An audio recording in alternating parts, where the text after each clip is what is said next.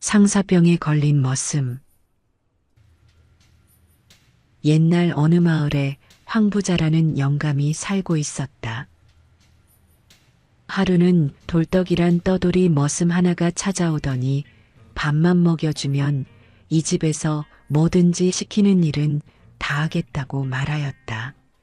황부자는 돌떡이를 보더니 힘도 셀 것 같아 흔쾌히 머슴으로 받아주었다. 황부자의 생각대로 돌떡이는 다음 날부터 마당 쓸기, 뒷간 청소, 산에 나무하기 등등 쉬지도 않고 열심히 일을 하였다. 이런 모습을 본 황부자는 일자라는 돌떡이를 보고는 흐뭇한 미소를 띄었다. 그러던 어느 날, 돌떡이는 그날도 아침 일찍 일어나 아침밥을 거뜬히 먹고 집안일을 열심히 하기 시작했다. 여기저기 청소를 하던 중에 집 후원에서 나무 밑을 청소하다가 별당에서 글 공부하는 규수의 얼굴을 처음 보게 되었다.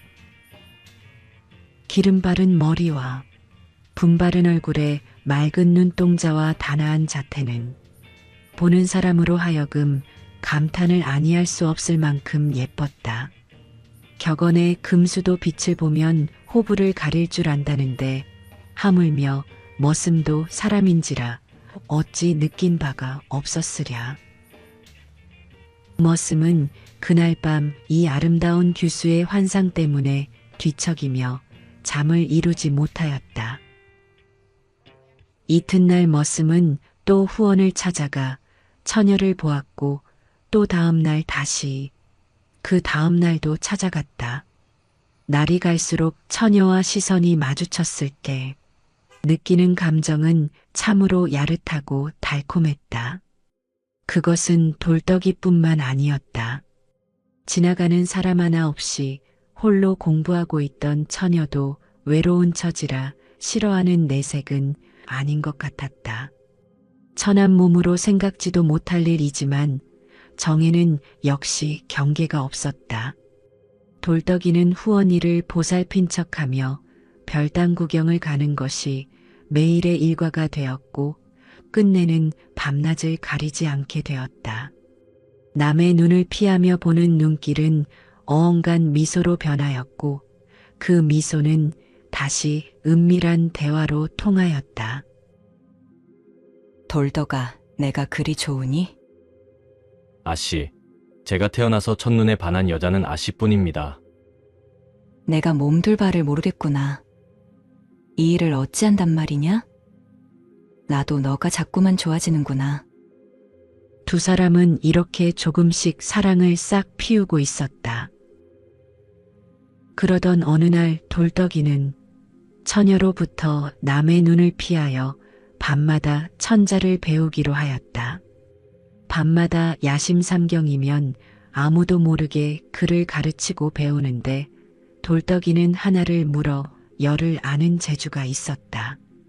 처녀 역시 돌떡이의 비범한 재주에 감탄하였고 날이 갈수록 자신도 모르는 사이에 마음이 쏠리게 되었다.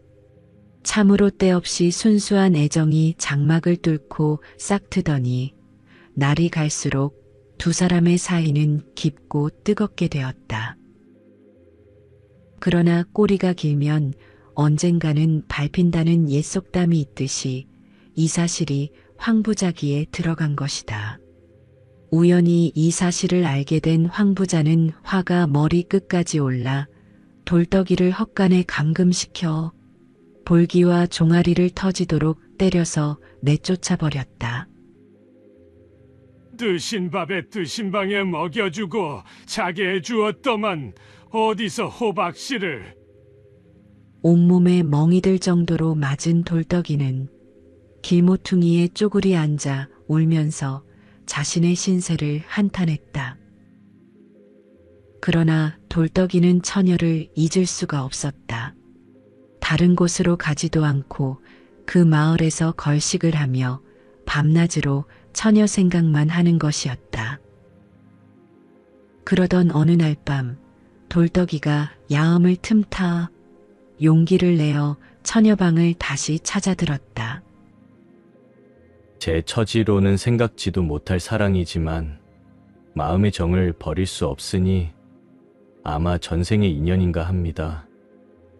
이 인연이 현세에서 못 이뤄질 바에야 먼저 저 세상에 가서 기다리겠습니다. 그는 눈물로 호소하고 나서 그 길로 화살처럼 달아나 버렸다. 당황한 처녀는 밤이어서 붙잡을 수도 찾을 수도 없이 헤어지고 말았다. 이튿날 돌떡이의 자결한 시체가 앞산의 바위골에서 발견되었다. 이 소식을 들은 다음부터 처녀는 괴로워 견딜 수 없었고 그의 죽음이 자신 때문이라는 것을 생각하며 몸부림쳤다. 먼저 저승에 가서 기다리겠다는 그 소리가 귓전에서 지워지지 않았다. 처녀의 몸은 날이 갈수록 쇠약하여졌고 온갖 치료의 보람도 없이 그녀는 끝내 세상을 떠나고 말았다. 아버지, 저는 돌덕이를 찾아가겠사오니 돌덕이 옆에 묻어 주십시오. 처녀는 숨을 거두며 이렇게 말했다. 황부자는 죽은 자식의 유언을 거절할 수가 없어서 과연 돌떡이 옆에 묻어주었다. 처녀가 죽고 며칠이 지난 어느 날이었다. 금방 소나기라도 쏟아질 듯 검은 구름이 하늘을 덮어 칠흑같이 어두운 밤이었다. 마을 건너편 산골짜기에서 요란하게 떠드는 소리가 들려왔다.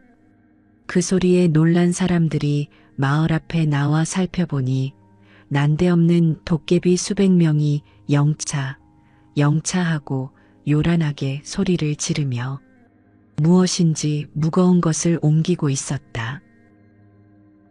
이튿날 찾아가 보니 산등성이에는 이제까지 보지 못했던 커다란 바위 2개가 놓여 있었다. 그 뒤 마을 사람들은 이 바위의 이름을 서방바위와 각시바위라고 불렀는데 그것은 생전의 뜻을 이루지 못한 돌떡이와 처녀의 화신이라고 생각했기 때문이었다. 지금은 소나무 숲속에 얼음, 다래, 나무 등 이름 모를 나무들이 무성하게 자라 발길을 막는다.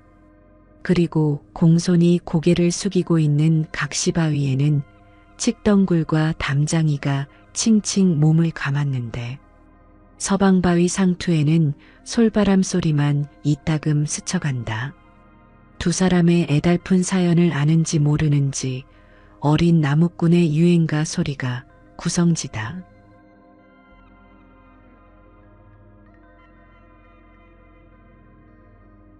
옛날 청룡골이라는 마을에 한 젊은 부부가 살고 있었는데 슬하에는 아들 하나가 있었다.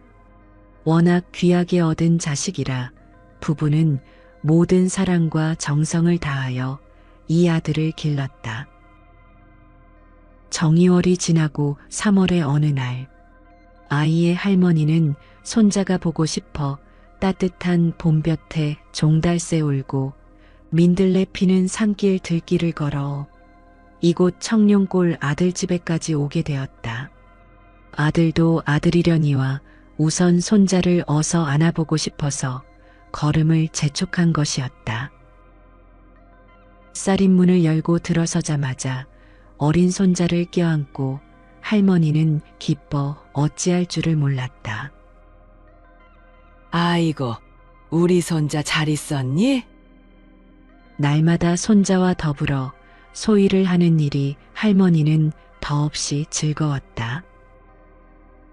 그러던 어느 날 봄볕이 포근하여 참으로 양춘가절이라 앞 빈터에는 마늘이 파릇파릇 뒤뜰에는 머우솔의 파란움이 풍성했다. 따뜻한 햇빛에 장독을 열고 장을 다리는 냄새가 바람을 타고 온 마을에 퍼지고 있었다. 이 집에서도 며느리는 장독 옆에 솥을 걸어놓고 불을 피워 장을 다리기 시작하였다. 익숙한 솜씨로 며느리는 가마솥에 불을 짚어 장을 끓여내고 또다시 부어 끓여내곤 했다.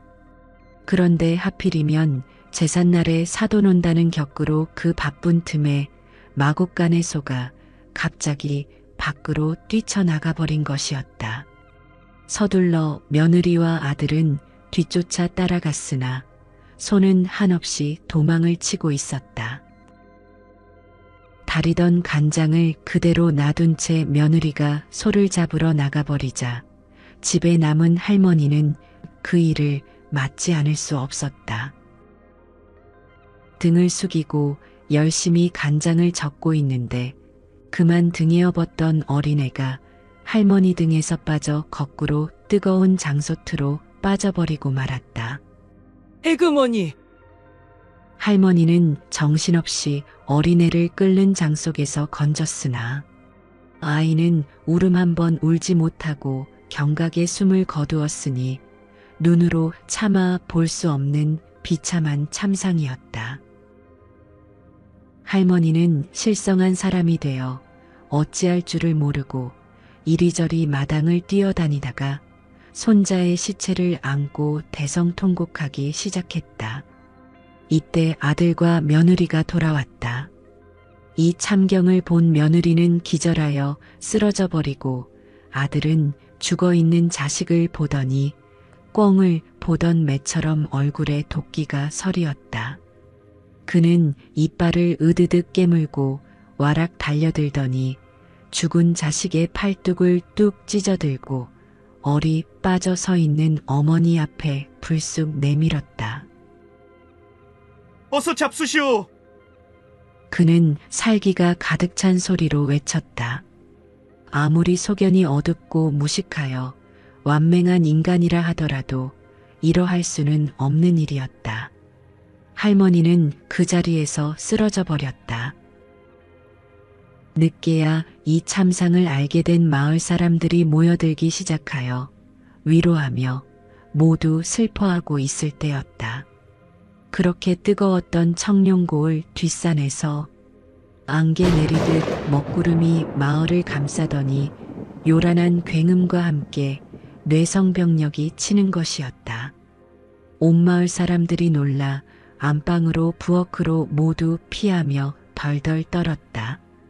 번갯불이 이 집 마당에 번쩍번쩍 치며 폭우가 쏟아져 앞뒤를 가릴 수 없었다. 갑자기 일어난 천지의 진동은 한참 동안 계속되었다.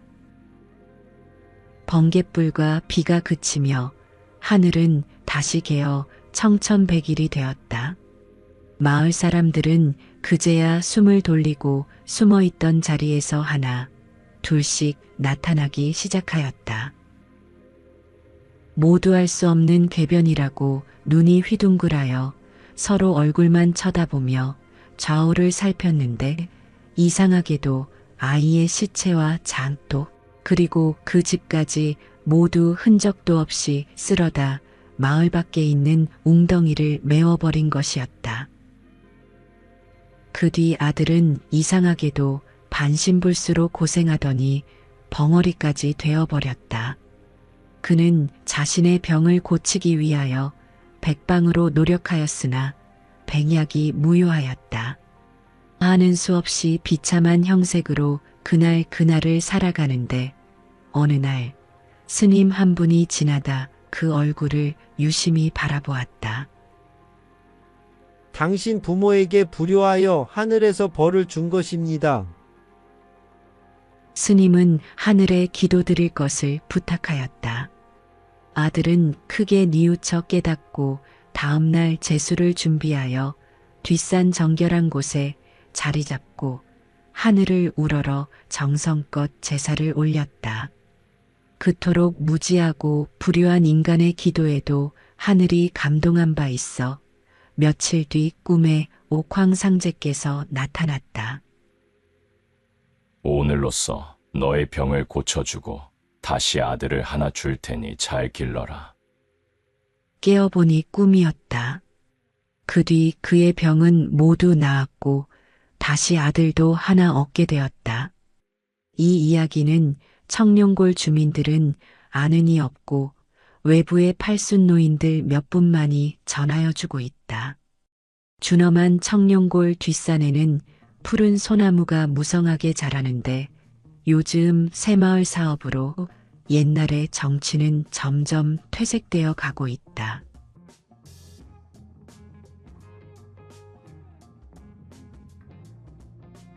오랜 옛날 어느 마을에 전씨라는 효부가 있었다. 이 효부는 일찍 남편을 여의고 근근히 이어가는 생활에 홀로 계시는 시아버지를 모셔야 하는 어려움이 있었다.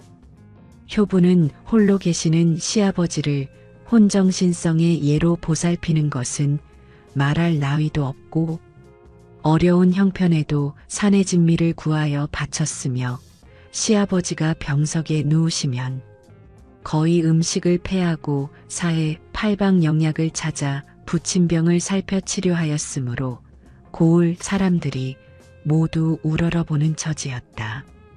봄에는 산나물을 캐고 여름에는 물고기, 가을에는 각색과일, 겨울에는 산고기를 구하여 부친의 구미에 조석 공양을 삼은 전효부는 오직 시부를 모시는 것이 인생락의 전부였다. 봄이 지나 가을이 와도 해가 지고 달이 떠도 조심석사 오직 일념으로 봉양하였는데 어느 무더운 여름이었다. 삼복더위에 지친 시부는 저녁을 먹고 뜰 앞마당에 멍석을 펴놓고 모기불에 부채질을 하다가 잠이 들고 말았다. 전효부도 옆에 앉아 부채질을 하다 잠깐 잠이 들었다. 잠든 사이 효부의 꿈에 시아버지께서 나 좀 살려라. 하고 외치며 사라지는 것이었다. 깜짝 놀라 깨고 보니 꿈이었다.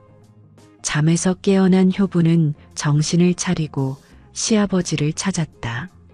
하지만 옆에 자고 있던 시아버지는 안 보이고 쌀인문 밖으로 흰옷만 번듯 사라졌다. 전효부는 뒤쫓아 뛰어나갔다.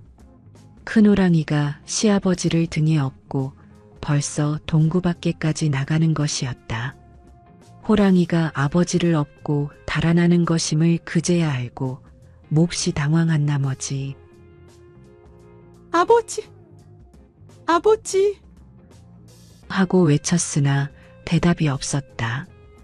호랑이는 암냇물을 건너 산으로 도망가는 것이었다. 전효부는 울며 따라갔다. 우지한 산짐승아, 하필 우리 아버지를 데려가느냐? 나마저 물고 가거라. 하고 외치며 방성통곡을 하였다. 전효부는 허겁지겁 냇물을 건너 따라가면서 애절하게 우는 것이었다. 전효부의 효심에는 상군인 호랑이도 천도가 무서웠던지 다시 냇물을 건너 마을 앞 정자에 늙은이를 버리고 달아났다. 전효부는 달려와 아버지를 집으로 모시고 서늘한 팔다리를 주무르니 한참 후에 다시 회생하였다. 효부의 애절한 정성에 상군도 감동하여 놓아준 것이다. 효부의 성효는 아버지를 구하고 말았다는 소문이 온 마을에 전해지자 온 마을 사람들은 큰 돌을 하나 구하여 그 돌에 효부전시 지려라 각하여 세웠다. 그러나 장구한 세월에 이 비는 없어지고 시장 앞 시내를 소자천이라 전하여지고 있을 뿐이다.